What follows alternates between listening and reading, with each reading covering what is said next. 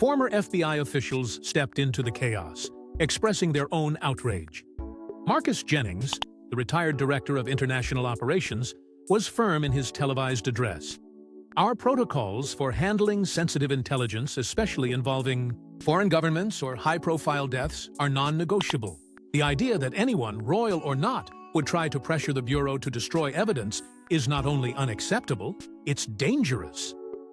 His words sent a ripple across both Washington and London, reinforcing that even centuries-old crowns couldn't bend federal institutions, at least not without consequences. Camilla's pleas, if authentic, were quickly reframed by legal and intelligence experts as something far more sinister than emotional desperation. They were now being interpreted as an attempt to manipulate an international agency to erase what could potentially be crucial forensic or testimonial evidence surrounding the death of one of the most beloved public figures in modern history. These aren't just old files, one prosecutor noted. If they contain material never disclosed in court or public inquests, they're still active under international evidentiary law. That means tampering with them is still a crime, especially if it's motivated by concealment. But the fire didn't stop with Camilla. The spotlight turned swiftly to the FBI. How did this conversation happen in the first place? Who allowed it? What did they do afterward? The agency, known for its notoriously tight grip on classified material, was now being asked the very questions it usually asks others. Lawmakers demanded internal reviews. Journalists camped outside bureau buildings. Every channel aired round-the-clock commentary. The message was clear. If the Queen Consort could reach across borders to tamper with the truth, then nothing was sacred anymore. But while the law examined the past, King Charles made a stunning move for the monarchy's future. In a moment that stunned even his closest advisors, King Charles handed power to two unlikely heirs. The decision, made in the eye of a media firestorm and amid growing calls for transparency, caught everyone off guard. With a monarchy under siege and a family fractured by tension, Charles didn't just make a statement, he rewrote the rules of succession. Prince Harry, long estranged from royal life, and young Prince Louis, just 5 years old, were both awarded major titles in a move that shocked even the most seasoned royal observers. It wasn't just bold, it was seismic, and it sent a crystal-clear message. Charles was playing a long game, one that bypassed tradition in favor of survival. Prince Harry's inclusion raised eyebrows around the world. After years of very public distance, his criticisms, his book, his departure, many believed the rift between father and son was unbridgeable. And yet, here was the monarch himself extending a royal olive branch on the grandest of stages. Was it forgiveness, or a calculated attempt to reabsorb a powerful figure into the fold before he caused even more damage from the outside? Whatever the motive, it was a gamble that shifted the balance of power overnight. Suddenly, Harry wasn't the rogue prince in California. He was royalty reborn, at least on paper. But the real surprise was Prince Louis. Barely old enough to understand the magnitude of royal duty, Louis was granted a role typically reserved for far older, more seasoned heirs. Analysts were quick to point out the symbolism: a clean slate, an untouched legacy, a future untouched by scandal. Louis wasn't just a charming royal toddler anymore. He was the face of tomorrow, a blank page for a monarchy desperate to rewrite its story. Yet amidst the shock and applause, one voice was notably absent from the decision-making table. Camilla's, Queen Consort in title, but apparently sidelined in practice. According to palace insiders, she was not consulted on the move. Worse, she found out after the fact. What followed behind palace walls was reportedly an eruption of fury. Sources close to the family described Camilla as feeling humiliated, blindsided, and betrayed by the man she had stood beside through decades of scandal and redemption. After years of carefully earning her place in the public's heart, being excluded from such a pivotal moment was not just a personal insult, it was a political one. Speculation spiraled. Was Charles trying to stabilize the monarchy? Or was he distancing himself from the growing firestorm surrounding his wife? With conspiracy theories about Diana resurfacing and Camilla's name dragged through the headlines, many wondered if this title shock was Charles's subtle way of protecting the institution, even if it meant sacrificing loyalty at home. The message was unmistakable. The monarchy would evolve, with or without consent, from those who had risen through controversy. Yet behind this strategic play, an emotional storm brewed between the royals themselves. Just days after the titles were handed out and the headlines exploded, the royal family found itself thrust into yet another moment of vulnerability, one that no one could have predicted. During what was meant to be a quiet, intimate birthday lunch for King Charles, the atmosphere shifted in an instant. A surprise video call came through, and on the screen appeared Prince Harry, thousands of miles away, yet suddenly right there, face to face with the man he'd publicly criticized, emotionally estranged from, and now, perhaps, reaching toward. Those in the room described the moment as heavy, with a silence that stretched beyond protocol. And then, without warning, King Charles collapsed. Staff rushed to his side. A doctor on standby intervened. The celebration turned to crisis. The palace tried to control the narrative, calling it a brief episode due to fatigue. But behind the scenes, the truth was more alarming. Health concerns that had been whispered for months suddenly took center stage. Within days, confirmation emerged that Charles had undergone surgery for an enlarged prostate earlier that year. But it was what doctors found during that procedure that rocked the royal core, a separate, undisclosed cancer diagnosis. The emotional exhaustion of carrying a fractured crown, dealing with a media inferno, and facing the ghosts of the past had finally caught up. For a monarch who had waited his entire life to reign, the weight was proving heavier than anyone had imagined. And he wasn't alone in his suffering. Catherine, Princess of Wales, had just revealed her own health crisis to the world. Diagnosed with cancer following abdominal surgery, she was in the midst of chemotherapy. Her resilience in the face of illness drew global admiration, but inside the family, it only deepened the storm. The pressure of shielding the children, maintaining public duties, and supporting a collapsing dynasty weighed heavily on William, who now found himself caught between duty to the crown and love for his wife. His public appearances grew more solemn, his posture more rigid. The strain was visible. Camilla, too, began missing public engagements. The palace cited a chest infection, but the timing raised more than a few eyebrows. With her name swirling in leaked recordings and legal speculation, many wondered whether illness was the cause or the cover. Her absence created a power vacuum, leaving Charles to absorb both public backlash and private discontent without his closest confidant at his side. Public outings became tense affairs. The once united royal front now moved in fragments. Glances avoided, smiles forced. The family, under the weight of health crises and scandal, no longer looked like a monarchy, they looked like people unraveling in plain sight. But even amid emotional cracks, King Charles wasn't done reshaping the monarchy. A 9-year-old girl now holds one of the oldest royal titles. What does that say about the monarchy's future? When Princess Anne handed down the title of Princess Royal to young Charlotte, it wasn't just a gesture of affection or tradition. It was a seismic shift, one that spoke volumes about a monarchy caught in the crosshairs of its past and its survival. The title, historically reserved for the monarch's eldest daughter and steeped in centuries of service, was now in the hands of a child who had barely stepped into public life.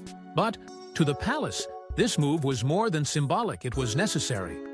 Princess Anne's decision, though quietly executed, was deeply intentional. She had spent her life in service, often without applause, building a reputation as one of the hardest-working royals. Her passing of the torch to Charlotte wasn't about age or readiness, it was about vision. It sent a clear signal. The monarchy would no longer wait for the future to arrive, it would begin shaping it now.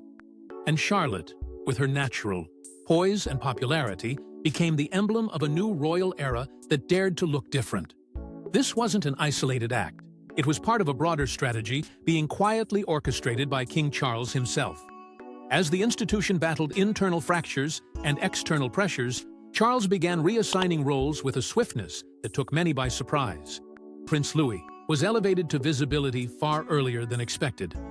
Prince Harry, despite his estrangement, was suddenly pulled back into the spotlight through a royal title that shocked both supporters and critics. It was a careful balance between healing wounds and securing relevance. It was a quiet morning, the kind where the world scrolls aimlessly through headlines until CNN detonated a media bomb that echoed through palaces and parliaments alike. Without warning, without ceremony, they aired what they called the royal audio of the century. 2 minutes. That's all it took to ignite a firestorm. The voice on the tape? Calm at first, controlled. But it quickly spiraled into panic. A woman, pleading with FBI officials, her words trembling with desperation. "Charles can't know. I'll do anything." And then, silence, followed by chaos. CNN claimed it was Queen Camilla herself. Not a look-alike. Not a misidentified official. Queen Camilla. Their Special Investigations Unit, backed by voice analysts and forensic audio specialists, stated with near certainty, 85 to 90% accuracy, it's her. The contents of the call were even more damning. She wasn't simply requesting confidentiality, she was begging, almost frantically, for FBI files on Princess Diana to be deleted. Not sealed, not buried under bureaucracy. Deleted. The alleged source of this tape? A former FBI contractor, someone with access to classified communication channels. Someone who, according to CNN, feared the potential cover-up of international proportions. His conscience wouldn't let him stay silent. So he leaked the audio. And now, the world was listening. What followed wasn't just outrage, it was pandemonium. Networks broke programming. Commentators dropped decades of royal neutrality. Headlines screamed of royal interference and potential obstruction of justice. And all eyes turned to Buckingham Palace, waiting, begging for a response. But no statement came. Not a denial, not a clarification, just a thick, haunting silence. The kind of silence that feels like guilt. The voice in the recording said, "There are details about that night in Paris that would destroy everything we've built." Those words, now etched into global memory, landed like a hammer blow to the heart of the monarchy. A monarchy already teetering from internal fractures now found itself standing at the edge of a cliff. The public didn't need confirmation, they'd made up their minds. Conspiracy theorists, once dismissed, were now being listened to. Journalists were swarming, lawyers were circling, diplomats were whispering, and somewhere behind thick castle walls, Queen Camilla, if the recording is real, must have known the fallout had only just begun. But the shock didn't end with the broadcast inside Buckingham Palace. Chaos was just beginning. Within minutes of the leak hitting global airwaves, centuries of polished royal protocol crumbled in an instant. Behind the towering gates of Buckingham Palace, the atmosphere turned electric with panic. Phones rang off the hook. Advisors shouted over each other. Staff who'd once moved with the quiet confidence of tradition now sprinted down gilded halls, their expressions pale. The Queen Consort's name wasn't just trending, it was burning across the internet. And within the royal circle, fear spread like fire. The monarchy wasn't just facing a PR crisis, it was facing something far more dangerous, a complete loss of control. King Charles III in Edinburgh at the time was pulled mid-event without explanation. Attendees were told of a family emergency, but the gravity of the moment was clear from the expression of the security detail. He boarded a flight back to London immediately, as aides scrambled to assess just how damaging the audio could be. The king had endured scandals before, but never anything like this. Never a situation where the monarchy's future could hinge on 2 minutes of leaked sound. And yet, as pressure mounted from every direction, the palace made a move no one could have predicted. They said nothing. No press conference. No denial. No statement of authenticity or condemnation. Just silence. And that silence was louder than any denial could have been. It sent a clear message. Either they didn't know how to respond, or what had leaked was too close to the truth. Behind that silence, the machinery of damage control roared to life. Balmoral Castle, normally a haven of seclusion, was transformed into a war room. Senior royals gathered under extreme discretion, shielded from public view, while legal teams across the UK, US, and a third unnamed country worked around the clock. This wasn't just about Camilla anymore, it was about international law, intelligence agencies, and the terrifying possibility that decades of secrets might soon be exposed. Meanwhile, whispers swirled faster than any official update could contain. Had Camilla acted alone? Did Charles know? Were there more tapes? Conspiracy theories didn't just resurface, they exploded. With the palace holding its tongue, social media filled the void. Royal analysts, influencers, even former intelligence officers all weighed in, dissecting every word from the leak, every pause, every breath. Theories that once seemed outlandish now felt disturbingly plausible. If the royals had nothing to hide, why the total blackout?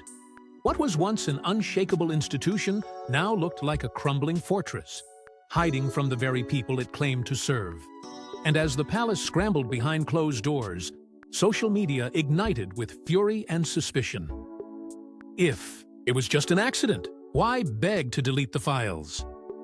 The tweet hit like lightning, racking up over 2 million likes in just hours. It wasn't from a journalist. It wasn't from a politician.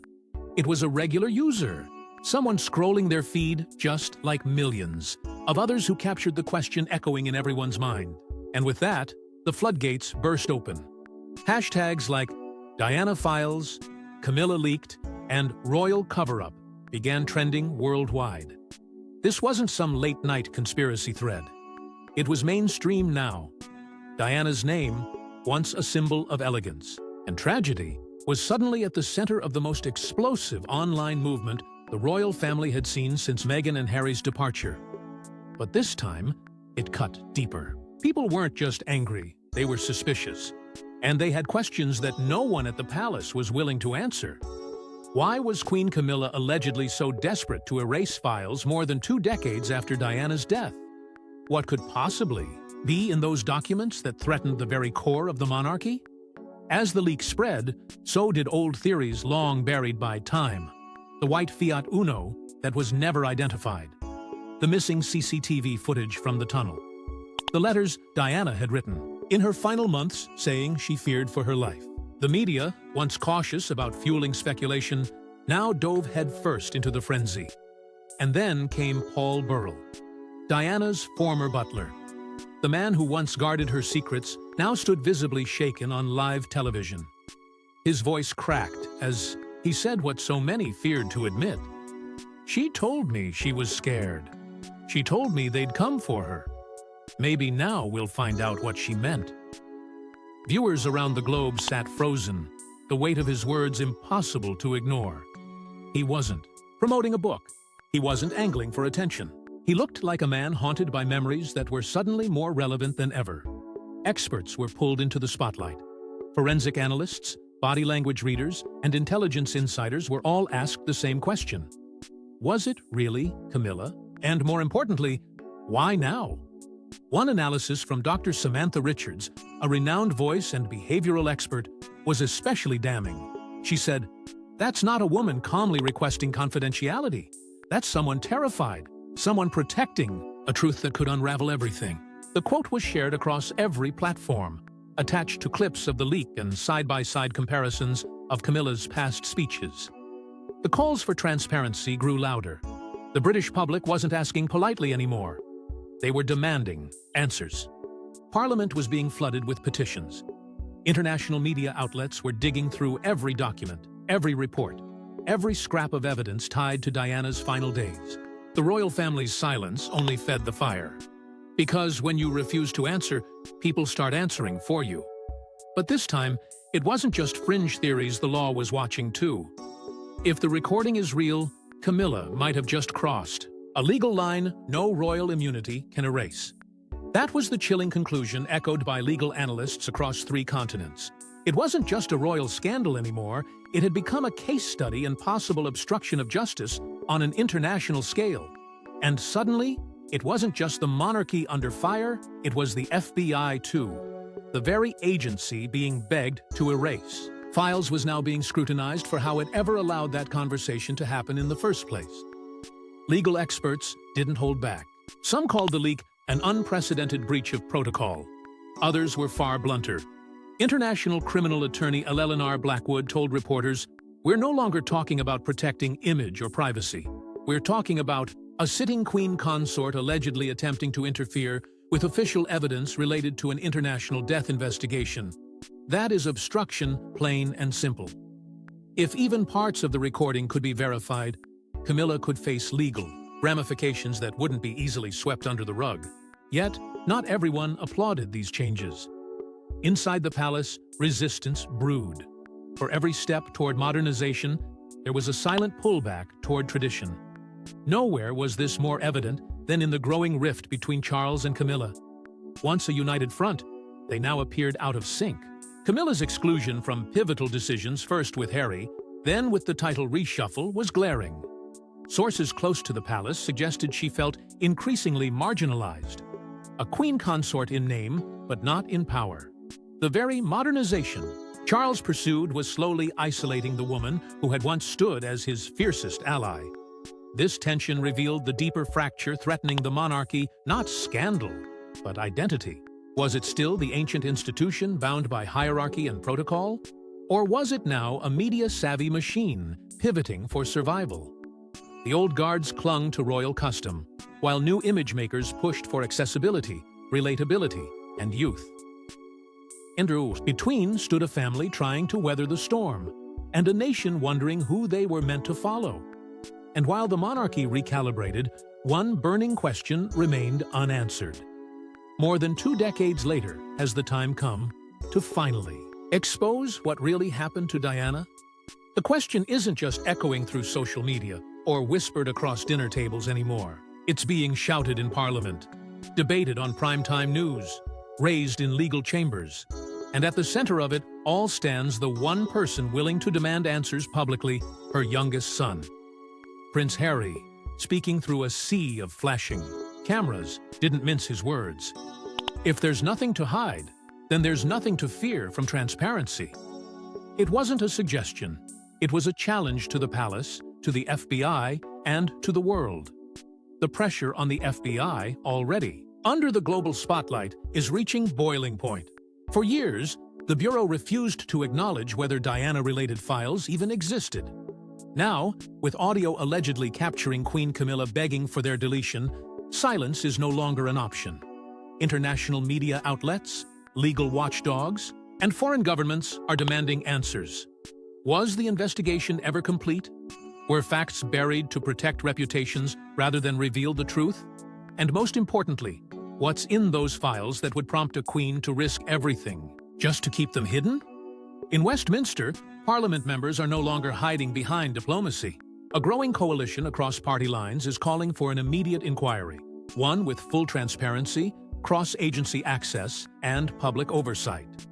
We owe it to the people and to Diana's legacy, one MP declared in a fiery speech, to ensure no truth remains buried in a locked drawer halfway across the Atlantic.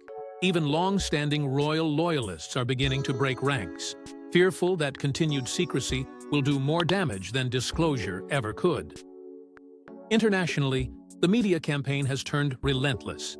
Investigative journalists in the US, UK, and France are pooling resources, launching joint exposés, digging into overlooked reports, sealed court records, and long-forgotten testimonies. What began as whispers of a conspiracy is rapidly morphing into a full-blown quest for justice. The people are no longer content with respectful silence. They want clarity. And then there's Camilla, still silent, still absent, still refusing to comment. Will she ever publicly address the recording that bears her voice, her desperation, her alleged plea to bury the past? Or will she choose to vanish into the background, hoping the world forgets? Experts say that option may no longer be possible. Some are already comparing the weight of this moment to the 1936 abdication crisis, an event that shook the throne to its core. But this time, the threat isn't a king choosing love over duty. It's the possibility that the monarchy protected itself at the cost of the truth. And now, as the monarchy teeters between secrecy and transparency, the world is watching. Share your thoughts in the comments section, and don't forget to like and subscribe, and we will see you in the next one.